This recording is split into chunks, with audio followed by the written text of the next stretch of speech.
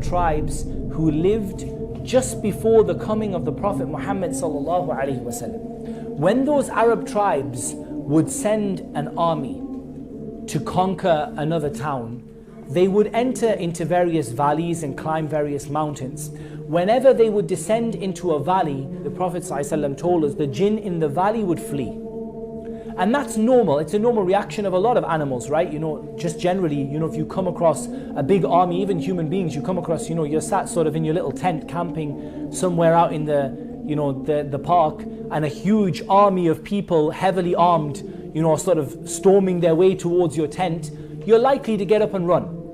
And that is the reaction of the jinn. However, what did these tribes used to do? They would settle themselves and camp in the base of the valley.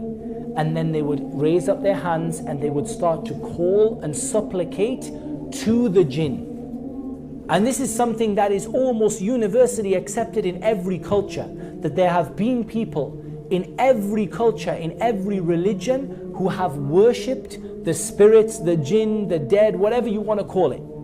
They have worshipped the jinn. So we see that throughout many cultures, and there are as many examples of this in Christianity and Judaism and Hinduism and Buddhism, of people who sought help and sought to call upon the spirits, call upon the jinn.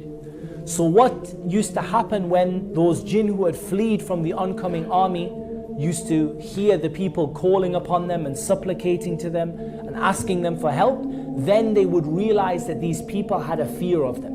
And once they sensed that fear in you, they would attack. And what would happen is those people would be increased in their supplication, because they would think, oh, these are really great spirits, powerful beings that can do so much to us. In reality, they were running away, but when they showed a fear of them, they drew them back. And this is a very, very important point.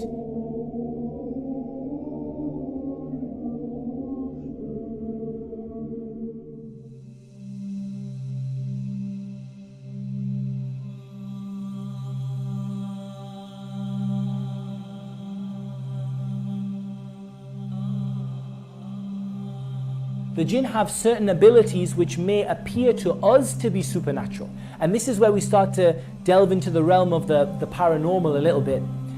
And that is that the jinn clearly have abilities that to us appear to be supernatural. And this is where you get sort of the supernatural and the paranormal, and the lights flick on and off and the doors open and the windows open, there's nobody there. The jinn do have abilities that seem to us to be supernatural. But I want to actually get you away from thinking in this way. I want you to actually stop thinking of the jinn as all-powerful, supernatural, incredible beings.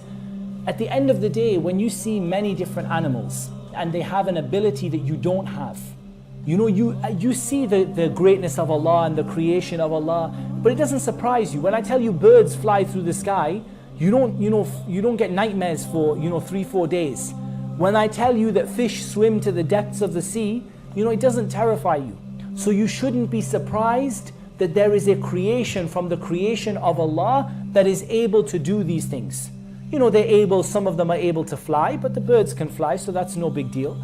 Some of them are able to sort of take different forms, and that's something that is different for us. But again, it's simply what Allah has given them the ability to do. And we see certain animals that are able to change their color, able to change their shape to a certain degree, that are able to camouflage themselves. And again, this is something from the creation of Allah, and it makes us recognize the greatness of God and the creation of God.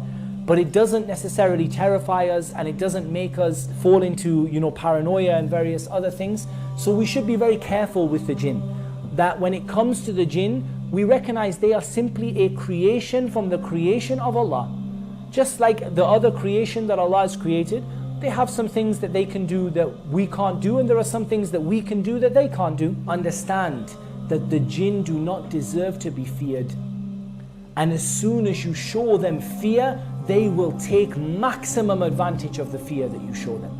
As soon as you start to show them fear, they will play with you, they will pull out all the tricks. I'm talking about the windows will open, the lights will go on and off, human beings start appearing left, right and center, things start floating, knives start flying, pots and pans start going across the room. This is when you show them fear.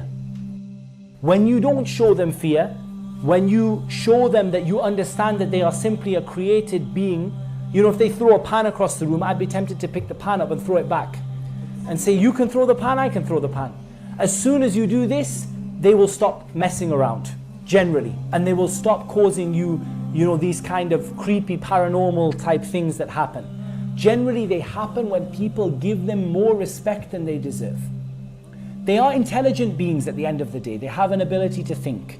And therefore, when they see that you're terrified and scared of them, they are going to play on that. They're going to play pranks with you. They're going to joke with you. They're going to cause you all of these various paranormal experiences and these various sort of things that happen, haunted houses and all the rest.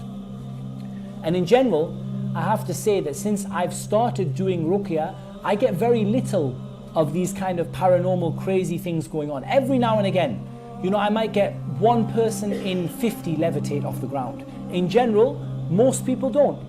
But the reason is that when you don't show them that fear and you don't show them that, reverence, then they don't cause you as many problems.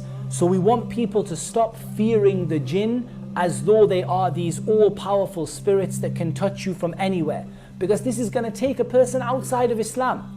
When you fear them like God deserves to be feared, like Allah deserves to be feared, then you're going to end up leaving Islam. You're going to end up making a partner with Allah.